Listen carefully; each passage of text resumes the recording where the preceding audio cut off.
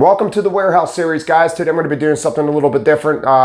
Something else I'm going to add onto this channel. I'm going to start doing Q&A. Obviously not live right now. I think after I get monetized and I get more people watching, I might do a live show where I do Q&A. But right now, these are just questions that I get in my comment section or if I get privately through Discord. So before we get to the questions, guys, if you're not a subscriber, if you could do that, I really appreciate everybody's support. I know I say that every video, and I sincerely mean it. So I appreciate everybody's support.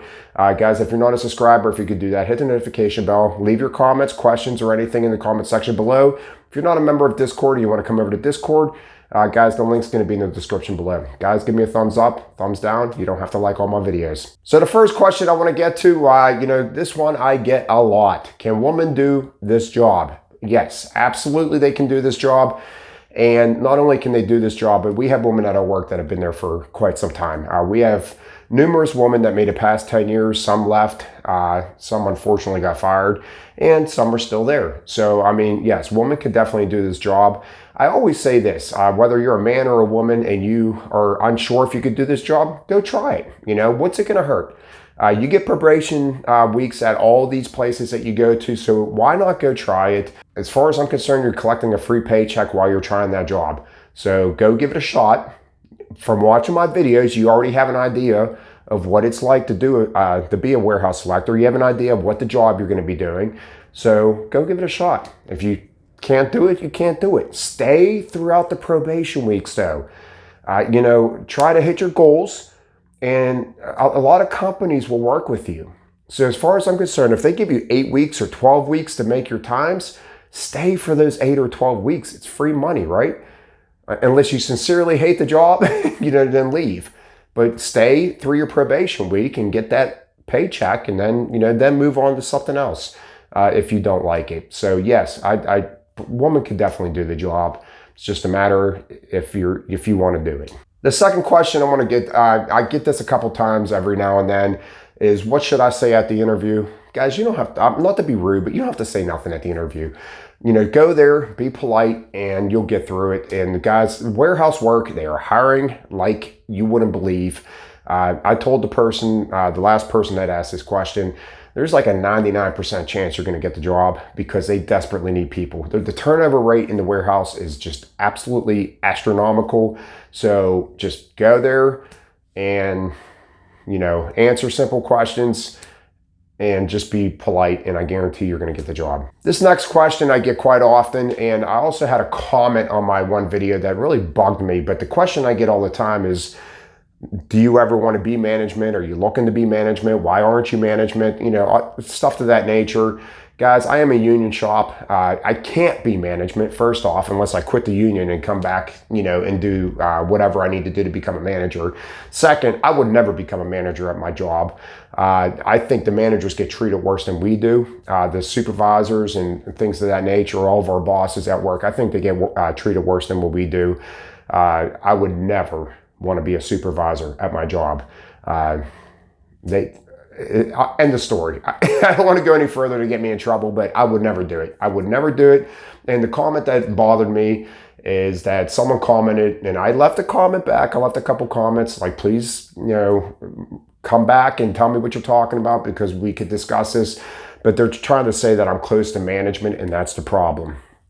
Whatever. That comment sort of bothered me, but whatever. I know I got a YouTube channel here. I'm going to get comments that I don't like all the time or comments that I do like. But I was just curious. What do you mean by that? What do you mean that I'm close to management? And that's the part of the problem. So if you're watching, I doubt you're watching. I doubt you're a subscriber if you left that kind of comment. But I would love to know what you meant. If you guys think that by watching my videos that you think I'm close to management, you're wrong. I'm anything but close to management. So that one sort of bothered me, but whatever. All right, another comment that I get a lot is the job worth it? Like I said with the whole woman thing, just try it. Guys, yes, a lot of these warehouses pay a lot of money. They have good health care. So if you have a family coming up, the healthcare is usually good in these places, but as I said before, in our place, they're starting to get a little worse. As time goes on, we had 100% healthcare, which I do, and then there's like tiered off to 90-10 and I'm sure it's going to be 80-20 soon. So, yeah, but even still, guys, some people have no health care. So to get health care in these places, and if you have a family, you know, it's priceless for that reason. So, hey, I'd say go, work it, and, you know, and you decide for yourself whether it's worth it or not. So my next question is one that I get quite often is how long should it take to hit 100%?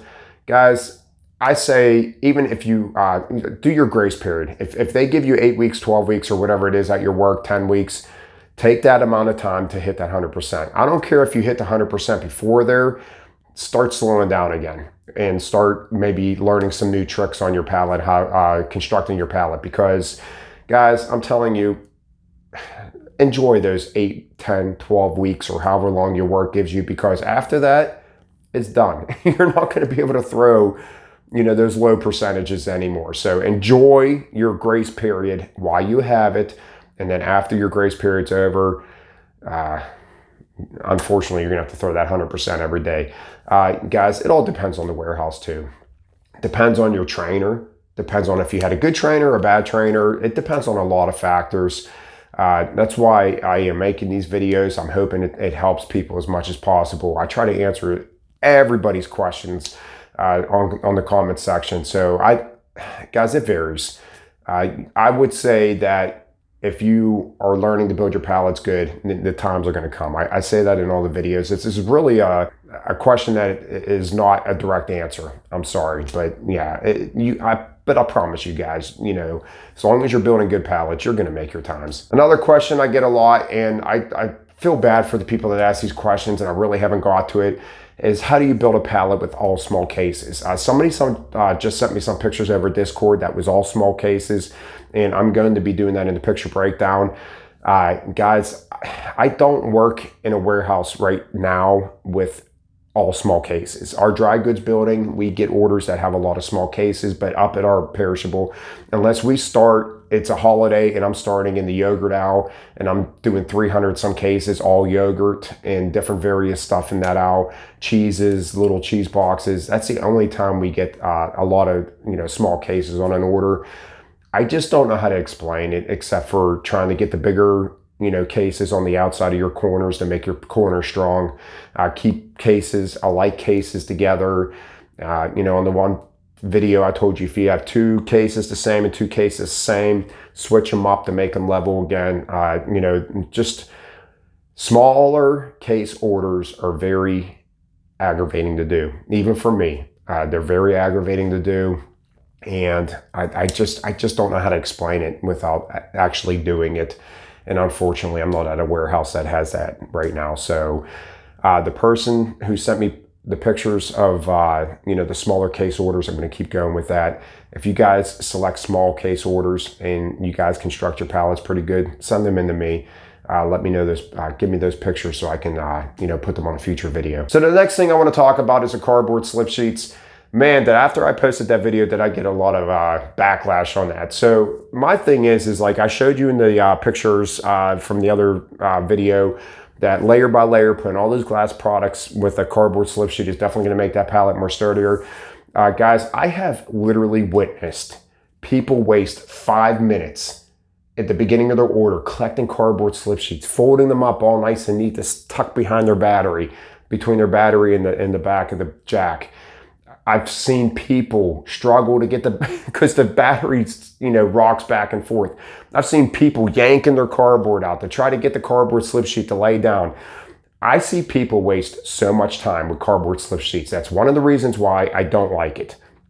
And another reason why I don't like it is from that one video breakdown I did, is because people put gaps, and they put their cardboard down and they have huge gaps and their pallet's going to start sagging if you put heavy cases on top of it. I think cardboard does more harm than good, but there are certain instances that it does good, you know, that it's definitely would help to be used. But I just see people waste so much time with cardboard. It's unbelievable. That's why I think it's bad. You're trying to make a standard. The last time you have not even thrown boxes and messing around with other stuff, it's not even worth it to me. All right, guys, another thing I commented on Discord, someone sent a picture. Build very good pallets. I just mentioned that I personally do not throw pallets up on top. They were asking, why don't you use multiple pallets? Meaning, like if I have, 4 rows of potatoes, why don't I throw a pallet on top of that? For multiple reasons. One, when you throw a pallet on top, especially a piece of blue wood or redwood, you're taking away part of your cube. So if your cube is 64 or 69, whatever your full pallet is, and I put a blue wood on there that's this thick, well, you're taking that much away from your pallet. Now you're making that pallet even taller, possibly not going to fit in the truck. Who knows what you end your case or your order with size cases, but you're taking part of your cube away. And not to mention, I always think of the person at the store. I always think of that stock person. How are they breaking it down? That they have to pull that 50-pound, piece of blue wood off, so is it an older person doing it? I don't know. But I always think that it's just going to be more inconvenient. That's just the way I think, but that's why I don't do it. And the last thing I want to talk about, someone private messaged me this on Discord. They said my trainer tells me that I should always layer stack. Layer stacking is, interlocking cases as much as possible, tying your cases in. I totally disagree with this trainer. Nothing personal with this trainer, but I totally disagree with this trainer. Stacking straight up and down, column stacking is not a bad thing depending on what kind of product you're throwing. When you can layer stack, I agree with layer stacking. Like in our produce section, no. Layer stacking open boxes like I showed you in that one video, it would just be a mess. It would be a mess. You'd be smashing the product inside the box if you layered stack those items like strawberries and stuff of that nature. It just wouldn't be practical. So I totally disagree with this. And not to mention, once again, when you layer or column stack and you stack a little bit straight up and down, but you're still making solid pallets, it makes it easier for that stock person to break that stuff down. When you're layered stacked, that stock person is going to be, taking forever, but sometimes it's very necessary to layer stack. But when I can column stack, not to mention column stacking takes less time to build. So you're saving time that way. So I totally disagree with this trainer telling this person that they need to layer stack everything. I totally disagree with that. Guys, leave comments in the comment section below. If you're not a subscriber, subscribe. So that's it for today, guys. I hope everybody has a wonderful day, and there'll be more of these questions coming. So have a great one.